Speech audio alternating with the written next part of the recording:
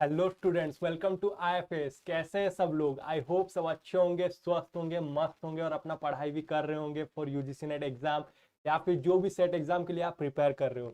जैसे आप सबको पता होगा, यहाँ पे मैं एमसीक्यूज करा रहा हूँ आपको हायर एजुकेशन के जो मोस्ट प्रोबेबल एमसीक्यूज जो कि आपको एग्जाम में डेफिनेटली देखने को मिलेगा। जो नेक्स्ट हमारा एग्जाम आ रहा है, जो आसाम सेट, जो भी आसाम सेट के लिए स्टूडेंट्स प्रिपेयर कर रहे हो, डेफिनेटली यहाँ पे मैं जितना भी एमसीक्यूज करवा रहा हूँ आपको, डेफिनेटली यहाँ से आपको क्वेश्चंस जरूर मिलेंगे। तो जल्दी से जल्दी सब आ जाइए, जुड़ जाइए मेरे साथ और इस लिंक को सबके साथ शेयर कीजिए, इस वीडियो को, ताकि सबको बेनिफिशियल हो सके जो भी यूजीसी नेट के लिए प्रिपेयर कर रहे हैं या फिर कोई भी सेट एग्जाम के लिए प्रिपेयर कर रहे हैं। तो जल्दी से सब आ जाइए, फिर हम अपना सेशन को स्टार्ट करेंगे। I hope my sound is audible to all of you.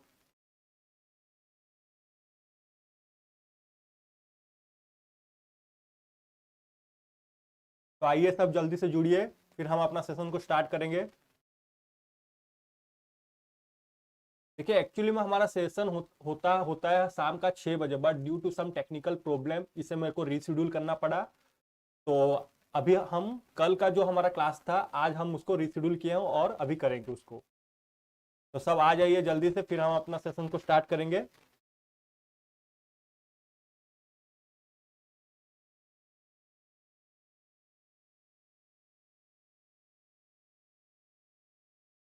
आज बेसिकली हम पीवाईक्यूज करेंगे हायर एजुकेशन के। तो आ जाइए सब। तो चलिए हम वन बाय वन करते हैं, बाकी सब धीरे धीरे सब जुड़ते रहेंगे।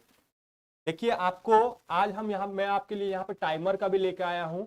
बेसिकली मैं यहाँ पे टाइमर इसके लिए लेके आया हूँ कि आपको जब आपको एग्जाम में बैठोगे, आपको वहां पे 1 मिनट के अंदर आपको क्वेश्चन सॉल्व करना पड़ता है। तो इसी के लिए मैं आपका यहाँ पे टाइमर के साथ आपको एडजस्टमेंट करवाना सिखाऊंगा और उसी से आपका प्रैक्टिस हो जाएगा। तो जल्दी से सब आ जाइए, फिर हम अपना सेशन को स्टार्ट करेंगे। बहुत ही मजा आने वाला है इस सेशन में।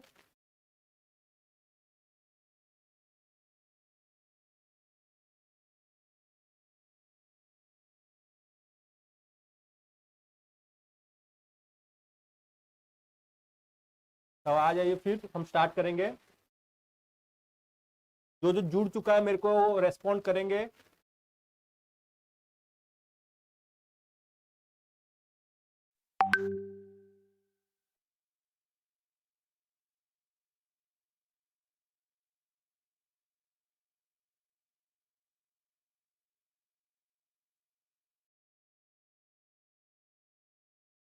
कौन कौन जुड़ चुके हैं हमारे साथ, जल्दी से सब जुड़ जाइए, फिर हम अपना सेशन को स्टार्ट करेंगे। और टाइमर के साथ आज हम क्वेश्चन सॉल्व करेंगे।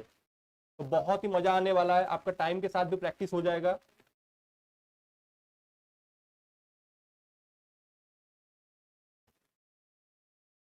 तो चलिए हम वन बाय वन स्टार्ट करते हैं, बाकी के लर्नर्स जुड़ते रहेंगे धीरे धीरे करके। देखिए, first question in your screen, यहाँ पे आपको दो स्टेटमेंट दिया है। यहाँ पे फर्स्ट क्वेश्चन आपको पूछा है डीम टू बी यूनिवर्सिटीज के ऊपर पूछा है। Deem to be university is a non affiliating, क्या बोल रहा है, is a non affiliating universities. क्या deem to be universities non affiliating होता है? और उसके साथ साथ स्टेटमेंट 2 में आपको पूछा है the teacher student ratio in a deem to be university must not be less than 1:10। Okay, जो टीचर स्टूडेंट रेशियो होना चाहिए डीम्ड यूनिवर्सिटीज में, क्या वो लेस देन 1:10 नहीं होना चाहिए? दो स्टेटमेंट दिया है, आपको यहाँ पे बताना होगा कि यहाँ पे क्या बोथ स्टेटमेंट्स आर ट्रू या फिर both the statement are false, या फिर statement 1 is true, statement 2 is false, या फिर statement 1 is false but statement 2 is true. क्या होगा इसका आंसर, बताएंगे?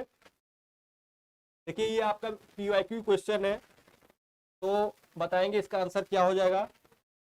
चलिए मैं आपके लिए टाइमर ऑन कर देता हूं, आपको टाइमर के साथ भी प्रैक्टिस हो जाएगा।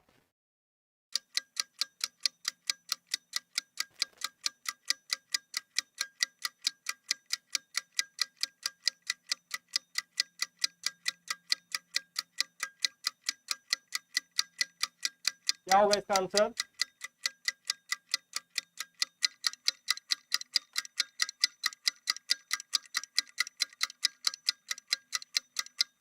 यहाँ पे देखिए, आपको टाइमर दिख रहा होगा आपकी स्क्रीन में।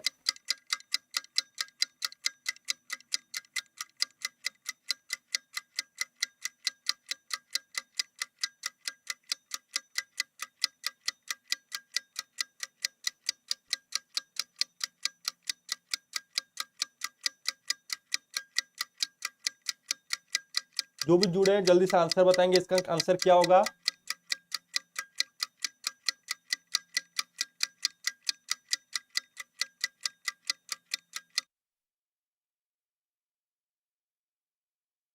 देखिए इसका आंसर क्या हो जाएगा आपका,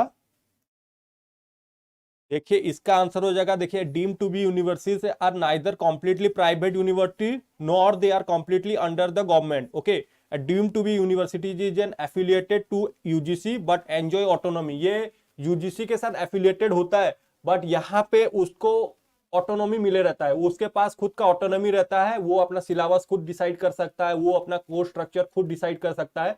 बट इसको यूजीसी से भी ग्रांट मिलता है और यूजीसी के साथ ये एफिलिएटेड रहता है। कौन? Deemed universities. In deciding courses, syllabus, fees, admission process ये खुद का अपना डिसाइड करेगा। तो स्टेटमेंट 1 इज बेसिकली हमारा क्या हो जाएगा, statement 1 is correct. But statement 2 में क्या बोला था आपको, the teacher student ratio should not be less then 1:20। जो टीचर्स और स्टूडेंट का रेशियो होना चाहिए डीम्ड यूनिवर्सिटीज में, वो कितना से कम नहीं होना चाहिए, 1:20। बट आपको क्वेश्चन में कितना बोला था, क्वेश्चन में बोला था 1:10। क्या 1:10 होगा? नहीं, ये स्टेटमेंट गलत है, ये स्टेटमेंट करेक्ट है। तो आपका आंसर क्या हो जाएगा यहाँ पे, statement C will be the correct answer for this question. I hope ये वाला क्वेश्चन आपको समझ आ गया होगा। तो देखिए 1:20 से कम होना नहीं चाहिए। कुछ डीम्ड यूनिवर्सिटीज का कुछ कैरेक्टरिस्टिक्स होता है, तो वो क्राइटेरिया को फुलफिल अगर वो करेगा then that universities will be called as deemed universities। तो फर्स्ट क्राइटेरिया क्या है, वो एफिलिएटेड तो होगा यूजीसी से बट उसके पास खुद का ऑटोनॉमी पावर रहेगा, वो अपना फीस स्ट्रक्चर खुद डिसाइड कर पाएगा, सिलेबस, एडमिशन वो अपना खुद का डिसाइड करेगा। ये एक फैक्टर चले गया, ये एक क्राइटेरिया गया। नेक्स्ट क्राइटेरिया क्या है, यहाँ पे जो टीचर स्टूडेंट रेशियो होते हैं यहाँ पे 1:20 होते हैं in the deemed to be universities. ये सब दूसरा गया। और यहाँ पे फैकल्टीज मेंबर, जो आपके फैकल्टी रहेंगे वो कितना रहेंगे, नॉट लेस देन बी 100। ये 100 से यहाँ पे कम फैकल्टी नहीं होने चाहिए। आपकी यूनिवर्सिटी डीम्ड यूनिवर्सिटीज में 100 से अधिक फैकल्टी होंगे तब जाके वो डीम्ड यूनिवर्सिटीज कहलाएगा। उसके बाद and the student not less than 2000। और नेक्स्ट क्राइटेरिया क्या बोला है, आपका जो स्टूडेंट्स रहेंगे वहां पे जो डीम्ड यूनिवर्सिटीज में पढ़ाई करेंगे वो 2000 से कम नहीं होने चाहिए। Out of the students at least 1/3 should be post graduate research student. और जितने भी आपके स्टूडेंट्स वहां पे पढ़ाई कर रहे हैं 1/3 एटलीस्ट 1/3 शुड बी आइदर आपके पोस्ट ग्रेजुएट होंगे या फिर रिसर्च स्टूडेंट होंगे। तो स्टेटमेंट 2 इज इनकरेक्ट। ओके, तो नेक्स्ट टाइम आपको पूछ सकता है कि क्या क्या क्राइटेरिया होना चाहिए एक यूनिवर्सिटीज को डीम टू बी यूनिवर्सिटीज बनने के लिए। तो ये आई होप ये वाला डेफिनेशन से, ये वाला एक्सप्लेनेशन से आपको समझ आ गया होगा और डीम्ड यूनिवर्सिटीज क्या होता है वो भी आपको समझ आ गया होगा। नेक्स्ट क्वेश्चन की तरफ हम चलते हैं। देखिए यहाँ पे क्वेश्चन पूछा है what is the full form of NEAT. NEAT का फुल फॉर्म क्या है, NEAT, recently launch scheme of MHRD government of India is what. क्या होगा इसका आंसर, जो भी जुड़े हैं आंसर जरूर बताइए, इसका आंसर क्या हो जाएगा। Late me start the timer.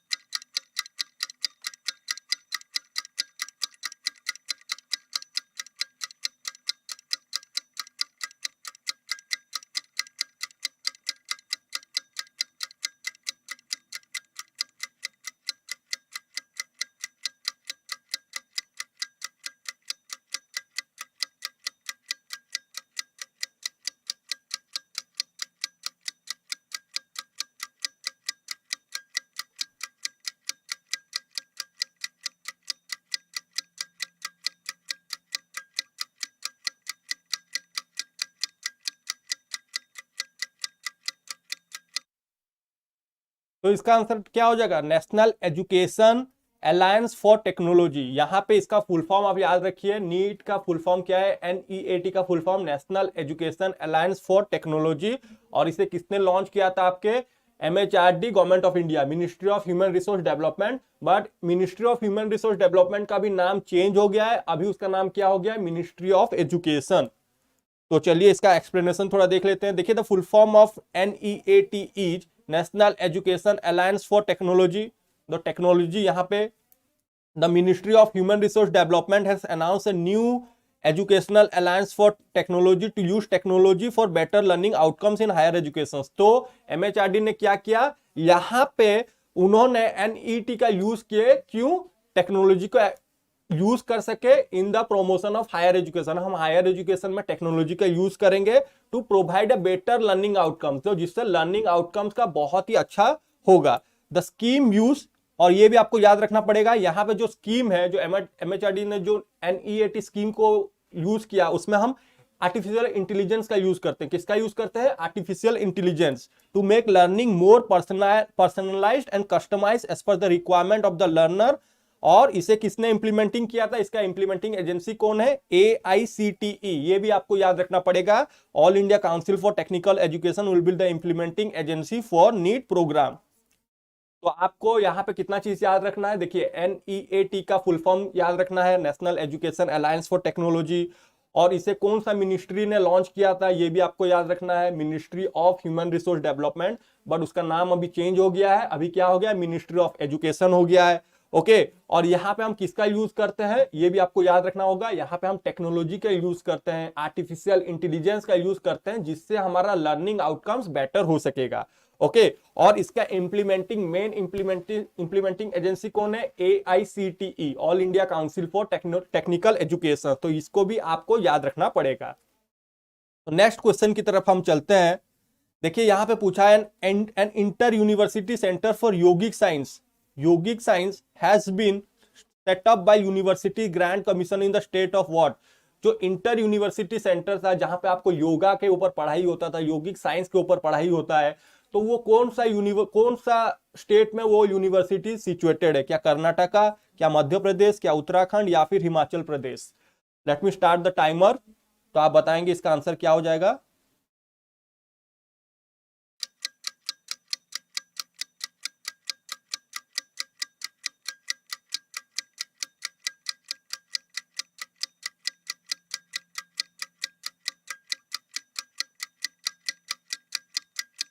बताएंगे, टाइमर चल रहा है, आंसर बताइए क्या होगा इसका आंसर।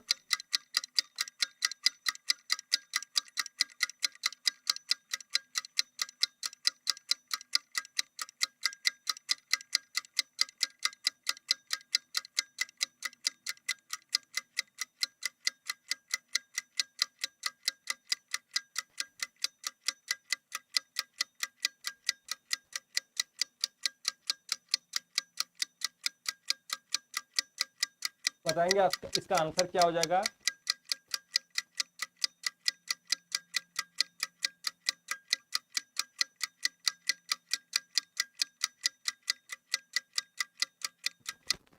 चलिए इसका आंसर हम देख लेते हैं। देखिए इसका आंसर हो जाएगा आपका कर्नाटका। ये कहाँ पे सिचुएटेड है, आपका कर्नाटका में सिचुएटेड है।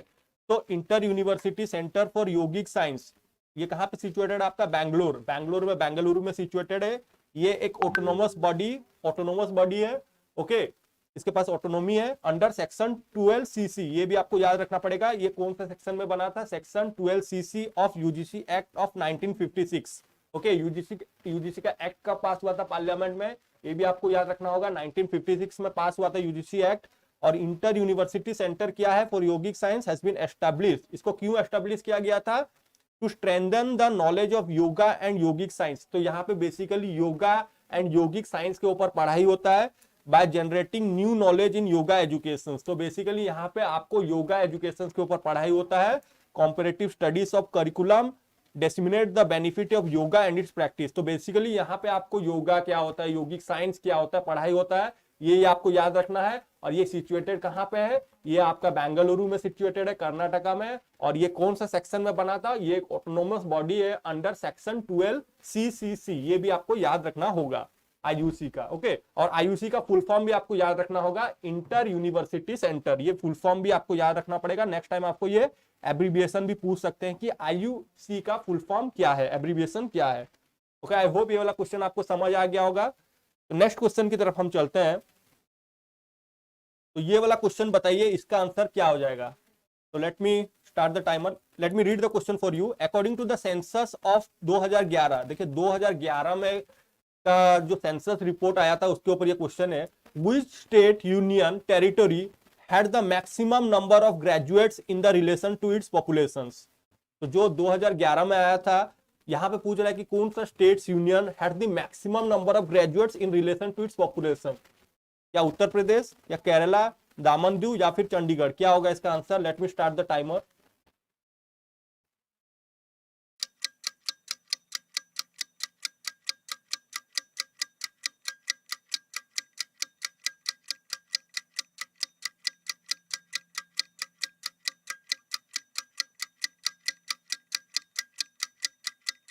चलिए स्टूडेंट्स बताइए, टाइमर चल रहा है, टाइमर कंप्लीट होते होते बताइए क्या होगा इसका आंसर।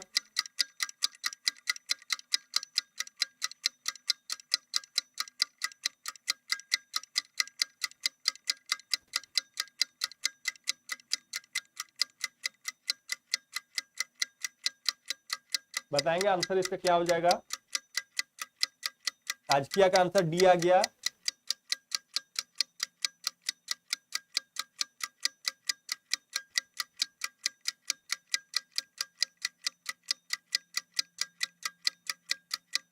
अश्विनी बताइए इसका आंसर क्या होगा?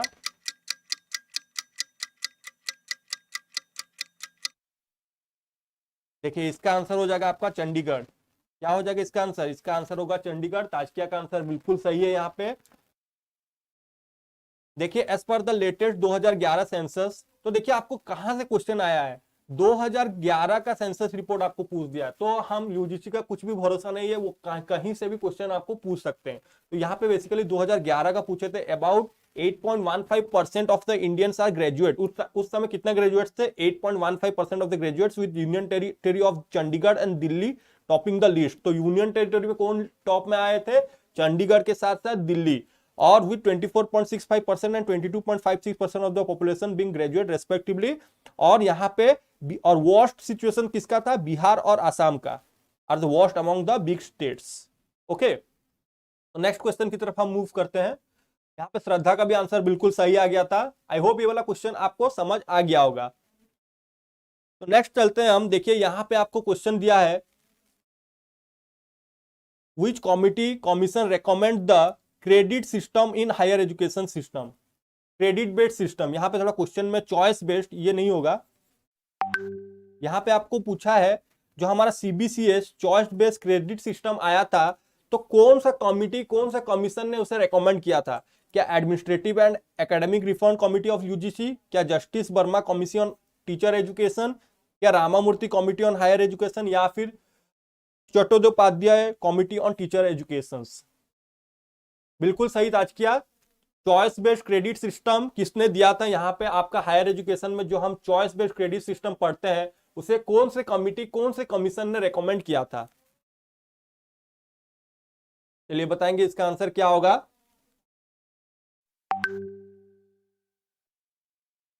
Late me start the timer for you.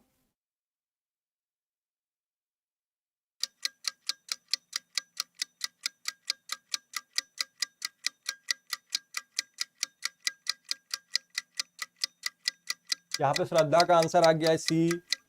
वो बता रहे हैं Ramamurti committee on higher education. Kumar का आ गया डी, यहाँ पे वो Chattopadhyay committee on teacher education बोल रहे हैं। ठीक है,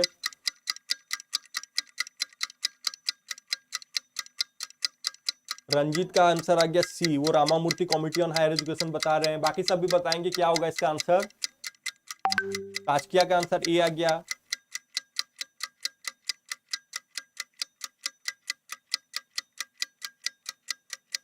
जल्दी बताइए, टाइमर एंड हो रहा है। बाकी सब भी क्या होगा इसका answer.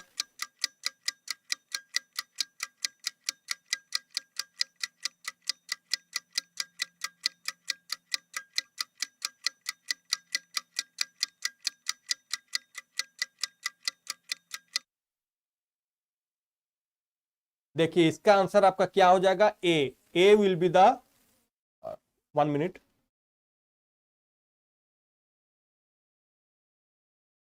A will be the correct answer for this question. देखिए हम यहाँ पे एलिमिनेशन मेथड को यूज करते हैं। देखिए यहाँ पे डी ऑप्शन अगर आप देखोगे, यहाँ पे टीचर एजुकेशन दिया है, तो यहाँ पे चॉइस बेस्ड क्रेडिट सिस्टम का टीचर्स एजुकेशन में क्या रोल आएगा? Choice based credit system basically हम स्टूडेंट्स लोन को प्रोवाइड करते हैं जिनसे स्टूडेंट्स को हेल्पफुल होगा। चॉइस बेस्ड क्रेडिट सिस्टम क्या होता है, यहाँ पे आपको फ्लेक्सिबिलिटी प्रोवाइड मिलता है कि आप अपना कोर्स को इजीली चूज कर सकते हो, आप अपना इलेक्टिव को चूज कर सकते हो। टीचर एजुकेशन तो होगा नहीं, तो ये ऑप्शन मेरा क्या हो जाएगा, एलिमिनेट, डी ऑप्शन एलिमिनेट हो गया।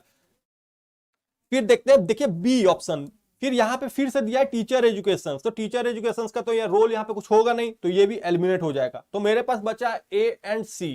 देखिए Ramamurti committee on higher education या फिर एडमिनिस्ट्रेटिव एंड एकेडमिक, यहाँ पे आप क्या कर रहे हो, एकेडमिक रिफॉर्म ला रहे हो। जो चॉइस बेस्ड क्रेडिट सिस्टम से क्या हो रहा है, आप अपना एजुकेशन सिस्टम में कुछ न्यू रिफॉर्म लेके आ रहे हो, तो obviously this one will be the correct answer for this question. तो ऐसे ही आप कटिंग कंसेप्ट एलिमिनेशन मेथड को यूज कर सकते हो अपने एग्जाम में और इजीली आप अपना आंसर को पा जाओगे। तो देखिए, the administrative and academic reform committee of UGC recommended the choice based system for higher education. तो किसने आपको याद रखना है, एडमिनिस्ट्रेटिव एंड एकेडमिक रिफॉर्म ने इसे सजेस्ट किया था, रेकमेंड किया था।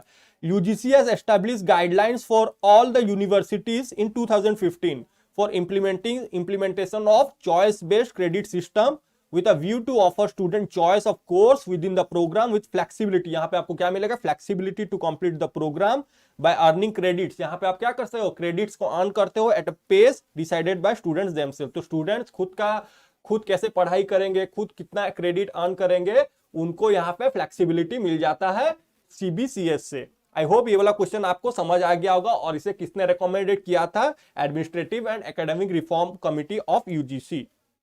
तो नेक्स्ट क्वेश्चन की तरफ हम मूव करते हैं। देखिए यहाँ पे और भी है, जो the major area of recommendation of justice Verma commission on teacher education. जो जस्टिस वर्मा ने कौन सा कमिटी का रिफॉर्म करने के लिए बोला था, टीचर एजुकेशन के ऊपर। तो यहाँ पे वो क्या करेंगे, टीचर्स का एजुकेशन का क्वालिटी बढ़ाएंगे, टीचर्स को एजुकेशन प्रोवाइड करेगा, quality of in service teachers education, teachers performance, उनका ऑडिटिंग होगा। Let me 1 minute. उनका यहाँ पे क्या होगा, परफॉर्मेंस चेक होगा, ऑडिटिंग होगा, और ये किसके अंडर में होगा, रेगुलेटरी फंक्शन ऑफ एनसीटीई। तो आपको एनसीटीई भी याद रखना पड़ेगा, इसका फुल फॉर्म क्या है, national council for teacher education. तो आपको एग्जाम में एनसीटीई का भी एब्रीविएशन पूछ सकते हैं। तो यहाँ पे क्या हो जाएगा, national council for teacher education. तो नेक्स्ट फिर आता है हमारा क्या, Ramamurthi committee on higher education. तो Ramamurthi committee on higher education ने क्या रेकमेंड किया था, ये बेसिकली रेकमेंड किए थे introduction of common school system. आप common school system, promotion of women education, early childhood care education, ये सब रामामूर्ति कमिटी ने रेकमेंड किया था। तो नेक्स्ट क्वेश्चन की तरफ हम मूव करते हैं। देखिए, given below are 2 statements, an institution in the field of higher education seeking deemed to be university status must have been existent for at least 10 years। तो दो डीम टू बी यूनिवर्सिटी, जो एक university लेना चाहता है, उसको क्या existence करना पड़ता है फॉर एटलीस्ट 10 years, या फिर deem to be universities must have at least 5 post graduate departments. क्या होगा इसका आंसर, क्या हो जाएगा इसका आंसर, क्या both statement 1 and 2 are true, both statement 1 and 2 are false, या फिर statement 1 is correct but statement 2 is false, या फिर statement 1 is incorrect but statement 2 is true. क्या होगा इसका आंसर,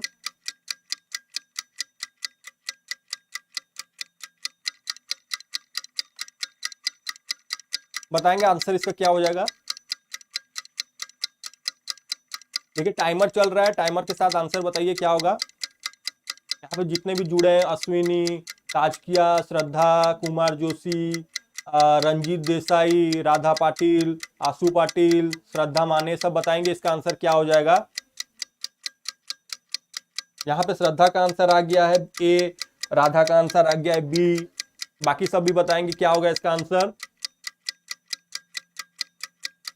देखिए बेसिकली जो क्वेश्चंस आएंगे, बेसिकली आपको पीवाईक्यू से ही देखने को मिलेंगे, वो और क्वेश्चंस लाएंगे कहां से, इसी को ही वो तोड़ मोड़ के पूछते हैं। तो बताएंगे इसका आंसर क्या हो जाएगा। चलिए इसका आंसर हम देख लेते हैं। देखिए इसका आंसर क्या हो जाएगा, नॉट लेस देन 20 ईयर्स। अगर आपको एक डीम्ड यूनिवर्सिटीज बनना है, आपको यूनिवर्सिटीज को डीम टू बी यूनिवर्सिटीज करना है, तो उसको एटलीस्ट 20 साल से अधिक टाइम तक एग्जिस्टेंस में रहना है। तो यहाँ पे हमें क्या क्वेश्चन में क्या पूछा था, यहाँ पे हमें पूछा था एटलीस्ट 10 ईयर्स, तो ये स्टेटमेंट गलत हो जाएगा। तो मेरा देखेंगे स्टेटमेंट 1 इज इनकरेक्ट। तो स्टेटमेंट 1 इज इनकरेक्ट कहाँ पे है, यहां पे है, यहां पे है। ओके, दो जगह में मेरा स्टेटमेंट 1 इज इनकरेक्ट है। फिर नेक्स्ट देखता हूं, A deem to be universities must have at least 5 post graduate department. क्या डीम टू बी, अगर आपका यूनिवर्सिटीज को डीम बनना है तो उसको एटलीस्ट 5 पोस्ट ग्रेजुएट डिपार्टमेंट उसका होना चाहिए। तो this statement will be correct and statement D will be the, option D will be the correct answer.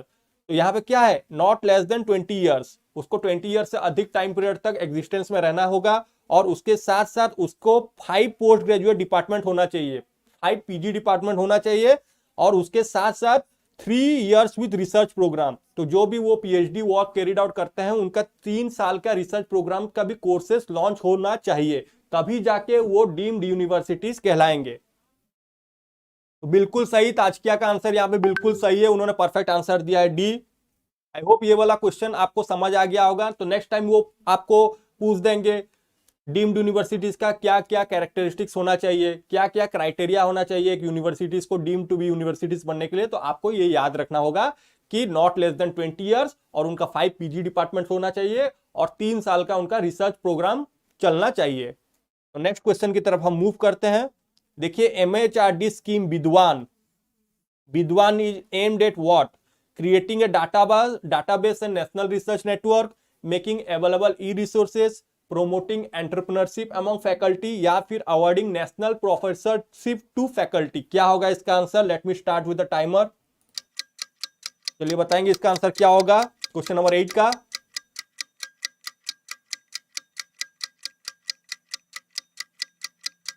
तो एमएचआरडी स्कीम विद्वान आया था, विद्वान लॉन्च हुआ था, वो बेसिकली किसके लिए पर, की वर्ड को ढूंढिए, विद्वान। विद्वान का मतलब आप क्या समझते हो?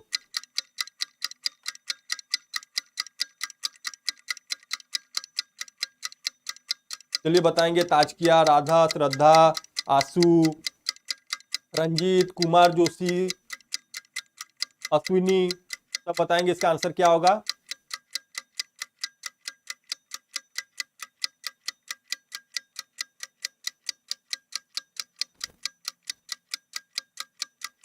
क्या होगा इसका आंसर?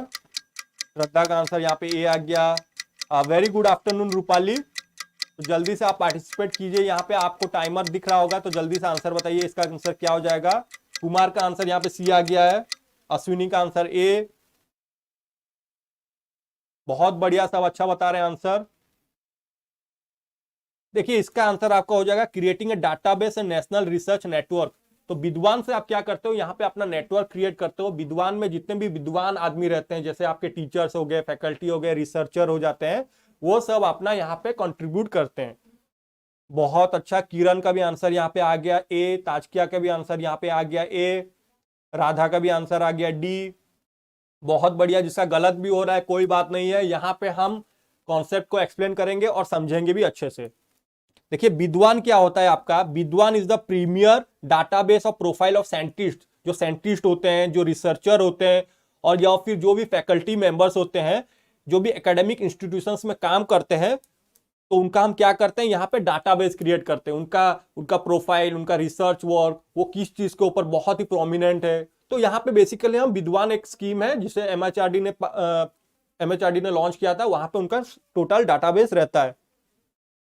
श्रद्धा पूछ रहे हैं सर ये लेक्चर सीरीज पूरी होगी ना? ऑब्वियसली एमसीक्यू सीरीज ये चल रहा है हायर एजुकेशन का, और ये पूरी होगी। तो database is maintained and developed by किसने, ये भी आपको याद रखना है कि डाटाबेस जो होता है उसको मेंटेन एंड डेवलप किसने कौन करता है, इन्फ्लिपनेट सेंटर। ये भी आपको याद रखना है, इसको किसने डेवलप करता है और मेंटेन करता है, INFLIBNET centre, information and library network centre. तो ये एब्रीविएशन भी आपको याद रखना पड़ेगा। With the financial support from national mission on education through ICT. जो हमारा NME आईसीटी है, इसका फुल फॉर्म क्या हो जाता है आपका, national mission on education through ICT. आपको इसका एब्रीविएशन याद रखना पड़ेगा। आपको इन्फ्लिपनेट सेंटर का आपको इसका एब्रीविएशन याद रखना पड़ेगा। ओके, आपको एमएचआरडी का एब्रीविएशन याद रखना होगा, आपको एमओई का एब्रीविएशन याद रखना पड़ेगा। देखिए एब्रीविएशन क्वेश्चन भी बहुत आते हैं हायर एजुकेशन में, और बहुत इजी भी रहते हैं, आप डेफिनेटली उससे गैस वर्क से भी कर सकते हैं। Thank you very much Radha. इसी तरह आप हमारे साथ जुड़े रहिए और भी आपका कॉन्सेप्ट क्लियर होते रहेगा। तो बेसिकली विद्वान में हमने क्या पढ़ा, विद्वान एक डाटाबेस रहता है, यहाँ पे जितने भी साइंटिस्ट होते हैं, जितने भी टीचर्स होते हैं, जितने भी फैकल्टीज मेंबर होते हैं, उनका प्रोफाइल को यहाँ हम स्टोर करते हैं। ये एक क्वेश्चन आ सकता है। और नेक्स्ट क्वेश्चन आपको ये आ सकता है कि जो डाटा को मेंटेन और डेवलप कौन करता है, तो आपको ये भी याद रखना होगा infinite centre, okay, information and library network centre.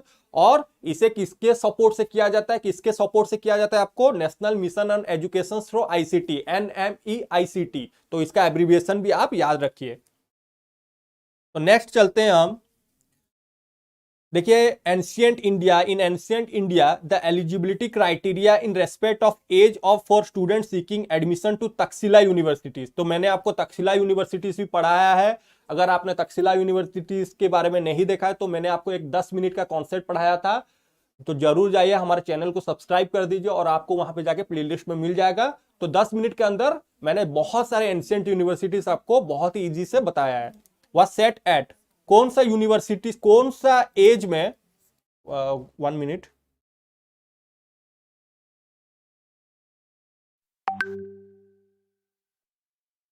देखिए कौन सा एज में आपको तक्षशिला यूनिवर्सिटीज में एडमिशन मिलता है, क्या 22 ईयर्स, क्या 20 ईयर्स, क्या 18 ईयर्स या फिर 16 ईयर्स, क्या होगा इसका answer? Late me start the timer for you.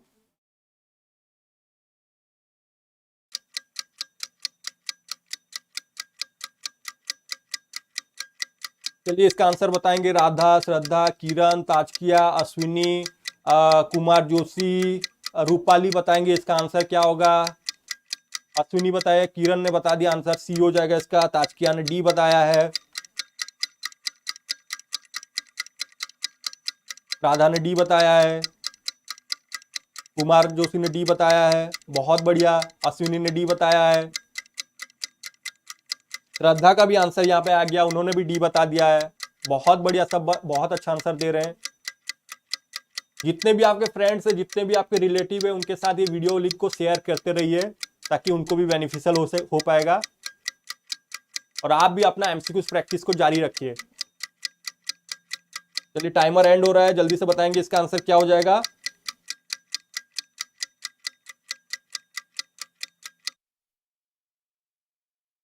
चलिए इसका आंसर क्या हो जाएगा आपका, इसका आंसर हो जाएगा, देखिए यहाँ पे, वहां पे कितना ईयर्स में होता है आपका, 16 ईयर्स।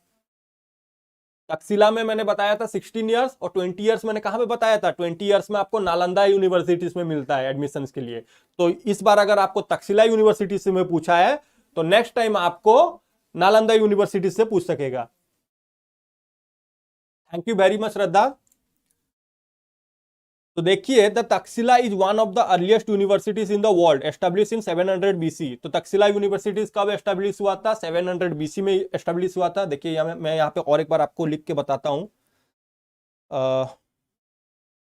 देखिए तक्षशिला यूनिवर्सिटीज हमारा कब एस्टेब्लिश हुआ था, तक्षशिला यूनिवर्सिटीज हमारा 700 BC में एस्टेब्लिश हुआ था। तो ये आपको याद रखना पड़ेगा। ये अभी सिचुएटेड कहाँ पे है, पाकिस्तान में, इसे आपको याद रखना पड़ेगा। अगर आप नोट्स बना रहे हो तो ऐसे ही आप अपना फ्लो चार्ट के थ्रू में, पाई चार्ट के थ्रू में आप बना सकते हो। ओके, पाकिस्तान में है ना, पाकिस्तान में ये अभी सिचुएटेड है। और यहाँ पे बेसिकली कौन सा सिस्टम ऑफ एजुकेशन पढ़ाई होता है, यहाँ पे बुद्धिस्ट, यहाँ पे कौन सा सिस्टम ऑफ एजुकेशन पढ़ाई होता है, बुद्धिस्ट सिस्टम ऑफ एजुकेशन पढ़ाई होता है। और यहाँ पे एज कितना है आपको एडमिशंस के लिए, एज कितना चाहिए, 16 ईयर्स एज नहीं होगा तो आपको एडमिशंस नहीं मिलता है। और यहाँ पे बेसिकली किसके लिए फेमस था ये यूनिवर्सिटीज, मेडिसिन के लिए। बिकॉज यहाँ पे कौन पास आउट है, यहाँ से चरक पढ़ के गए। मैंने आपको एक निमोनिक्स भी बताया था, पीबी के चक्कर, क्या निमोनिक्स बताया था, पीबी के चक्कर। तो पी से मैंने क्या बताया था, पानिनी, पी से पानिनी, वी से क्या बताया था, विष्णुगुप्ता। पानिनी ने क्या लिखा था, पानिनी ने क्या लिखा था, ग्रामर के ऊपर उन्होंने कॉन्सेप्ट बताया था। विष्णुगुप्ता ने क्या लिखा था, पंचतंत्र की कहानी लिखा थे। के से क्या हो जाता है, के से हमारे कौटिल्य, कौटिल्य का ही हम क्या बोलते हैं, चाणक्य बोलते हैं। और चक्कर से मैंने क्या बताया था आपको, चरक, चरक ने क्या लिखा था, चरक संहिता। चरक संहिता में क्या है, मेडिसिन के ऊपर उन्होंने लिखा था। और मेडिसिन के लिए ही फेमस था क्या, तक्षशिला यूनिवर्सिटीज। आई होप ये वाला क्वेश्चन आपको ऐसे ही, देखिए आपको ऐसे ही, आप अगर नोट्स बना रहे हो तो ऐसे ही आपको फ्लो चार्ट के थ्रू में बना सकते हो और आपको एग्जाम टाइम में बहुत इजी हो जाएगा जब आप रिवाइज करोगे। ओके, तो नेक्स्ट क्वेश्चन की तरफ हम मूव करते हैं। तो यहां पे देखिए आपको कोठारी कमीशन के ऊपर आया है। कोठारी कमीशन है recommended a certain percentage of national income to be investment in education. What was that percentage? तो कोठारी कमीशंस ने कुछ रेकमेंड किया था कि हमें हमारा बजट से कितना परसेंट लेना है और एजुकेशन के ऊपर फोकस करना है, उसको यूटिलाइज करना है एजुकेशन में। तो कौन कितना परसेंट, 10%, 8%, 6% या फिर 5%? क्या हो जाएगा इसका answer? Late me start the timer.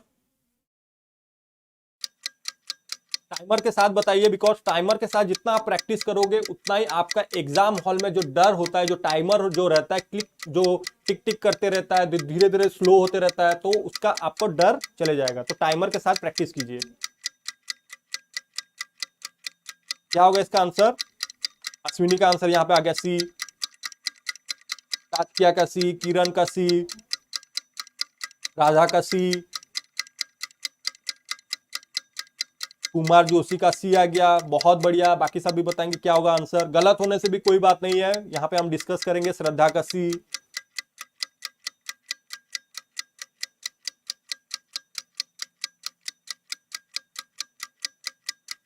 आंसू का आ गया सी,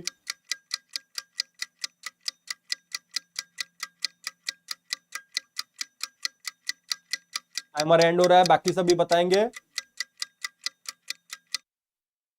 देखिए इसका आंसर हो जाएगा आपका 6% of the GDP to be invest in our education. Okay, तो कोठारी कमीशन ने रेकमेंड किया था। तो देखिए कोठारी कमीशंस को हम क्या बोलते हैं? कोठारी कमीशंस जो हम पढ़ते हैं, कोठारी कमीशन, कोठारी कमीशंस को हम और एक नाम भी बोलते हैं नेशनल एजुकेशन कमीशन। इसको हम और एक नाम से क्या बोलते हैं? National education commission. तो ये भी आपको याद रखना होगा, इसको दूसरा नाम क्या होता है? National education commission. ओके, और ये कब लॉन्च हुआ था, कब एस्टेब्लिश आया था? ये popularly known as Kothari commission in 1964 1966। ये डेट भी आपको याद रखना होगा, 1964 से 1966। और इसे दूसरा नाम क्या बोलते हैं? नेशनल एजुकेशन कमीशन भी बोलते हैं। Appointed by the government of India to examine all aspect of educational sector in India. तो ये बेसिकली क्यों लॉन्च हुआ था? ये बेसिकली इवैल्यूएट करने के लिए हमारा एजुकेशन सेक्टर इंडिया में ठीक से चल रहा है कि नहीं, to find and provide general pattern of education in India, to provide policies and guidelines for the development of education in India. तो ये बेसिकली पॉलिसीज गाइडलाइंस प्रोवाइड करते हैं। और इन्होंने कौन सा स्ट्रक्चर हमें प्रोवाइड किया था? 10+2+3, जो स्ट्रक्चर अभी तक हम पढ़ते आ रहे हैं। तो ये वाला स्ट्रक्चर किसने दिया था? कोठारी कमीशन ने दिया था 1964 से 1966 के अंदर। और उन्होंने बताया था इन 1964 में Kothari commission recommend allocations of 6% of the GDP on the education. 6% of the GDP हमारा एजुकेशन सेक्टर में यूटिलाइज होगा, बट अभी तक हम 6% का भी यूटिलाइज नहीं कर रहे हैं। ओके, तो ये था कोठारी कमीशन का रिकमेंडेशन। तो नेक्स्ट क्वेश्चन की तरफ हम मूव करते हैं। The prominent scholars reported during women scholar. Okay, यहां बेसिकली वुमेन स्कॉलर के ऊपर पूछा है। ड्यूरिंग द वैदिक पीरियड कौन से बहुत ही प्रोमिनेंट वुमेन स्कॉलर थे during the Vedic time? Gargi, मैत्री, संघमित्रा, विश्वाम्बरा, आपला। यहां पे आपको कोड दिया है और ये कोड से आपको फाइंड आउट करना है। Late me start the timer for you. Timer के साथ बताइए कौन से मेन प्रोमिनेंट वुमेन स्कॉलर थे ड्यूरिंग द वैदिक टाइम?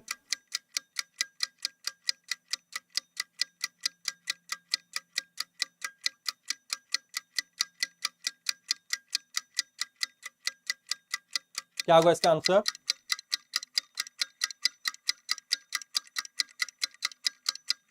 किरण बता रहे हैं ए होगा,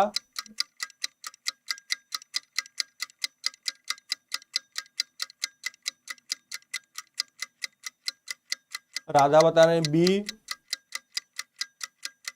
जल्दी बताएंगे, टाइमर मूव कर रहा है।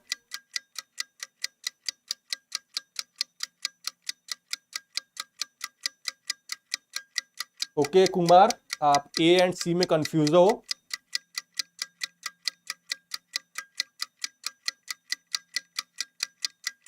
Gulnaz Fareen, I want JRF. Obviously Gulnaz, आपको जेआरएफ मिलेगा, बस आपको कंसिस्टेंसी मेंटेन रखना है, खुद के अंदर मोटिवेशन रखना है कि आपको डेफिनेटली जेआरएफ मिल जाएगा।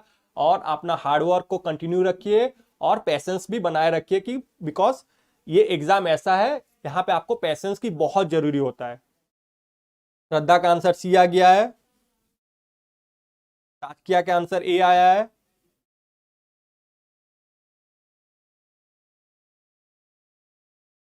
देखिए इसका आंसर आपका क्या हो जाएगा, देखिए यहाँ पे एलिमिनेशन मेथड यूज करेंगे तो बेसिकली इसका आंसर हो जाता है आपका 1 2 4 5। तो यहाँ पे कौन कौन आंसर दिए थे, मेरे को यहाँ पे आंसर सी मिला था, श्रद्धा से आंसर सी मिला था, और कुमार तो कंफ्यूज थे ए एंड सी, बट उन्होंने सी बताया था, ठीक है। ओके तो देखिए गार्गी थे, मैत्री थे, संघमित्र नहीं थे। संघमित्र कौन थे, डॉटर ऑफ किसके डॉटर थे, अशोका के डॉटर थे। तो वैदिक पीरियड पूछा है, तो अशोका कौन से पीरियड में थे, वो बुद्धिज्म के टाइम में थे, बुद्धा के पीरियड के टाइम में थे, तो ये ऑप्शन नहीं होगा। तो Sanghamitra will not be the answer. तो 3 को मैं यहां पे क्या करूंगा, 3 को एलिमिनेट कर दूंगा। देखिए ए ऑप्शन में 3 है, बी ऑप्शन में 3 है, डी ऑप्शन में 3 है। देखिए एक क्वेश्चन से मेरा ये, एक ऑप्शन से मेरा ये क्वेश्चन बन गया।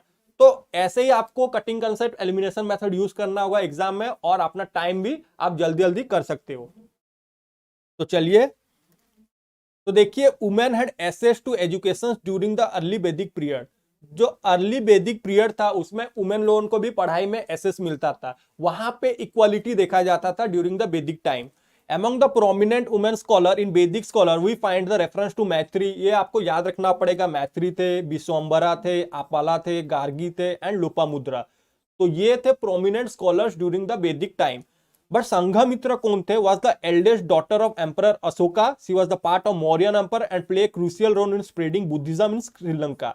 तो उन्होंने श्रीलंका में बुद्धिज्म को स्प्रेड किया था। It was in later Vedic period restriction were placed on the educating women.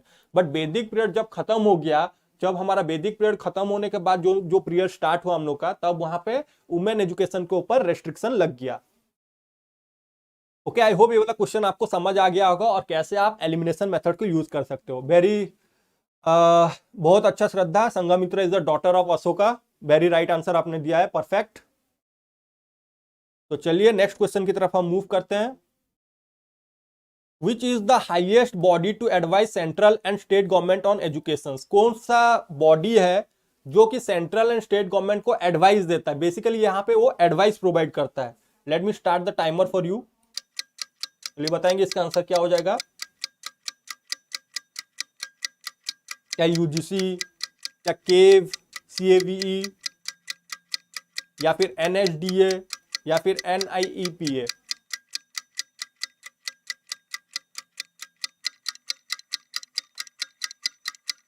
Gulnaz ने बताया ए, अश्विनी ने बताया है ए, आसू ने बताया है ए,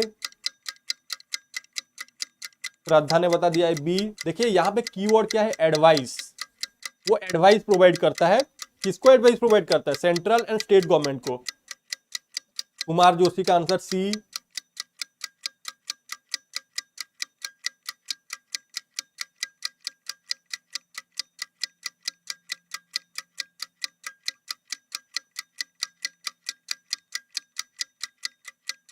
ओके, राधा का भी आंसर बी आ गया, किरण का भी आंसर बी आ गया, और टाइमर भी एंड हो गया। देखिए इसका आंसर क्या हो जाएगा हमारा, केव, CAVE, central advisory board of education. इसका एब्रीविएशन क्या है केव का, सेंट्रल एडवाइजरी। देखिए एब्रीविएशन में ही नाम छुपा है, एडवाइजरी।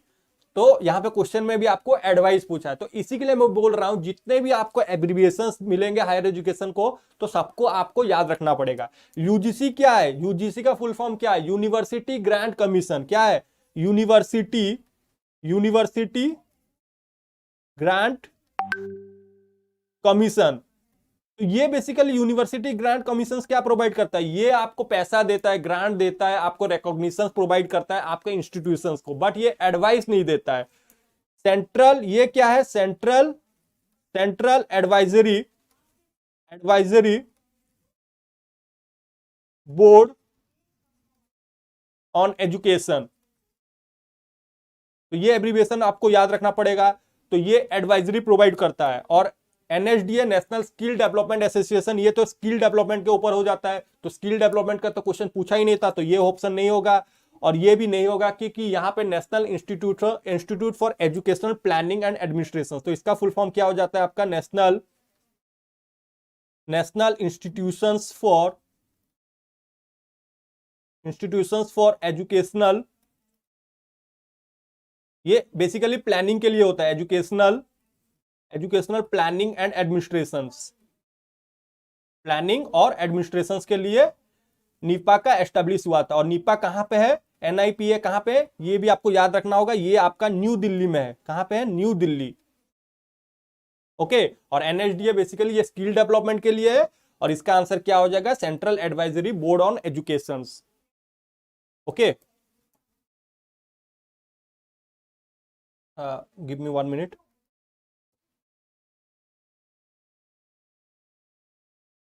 देखिए यहां पे आपको सेंट्रल एडवाइजरी,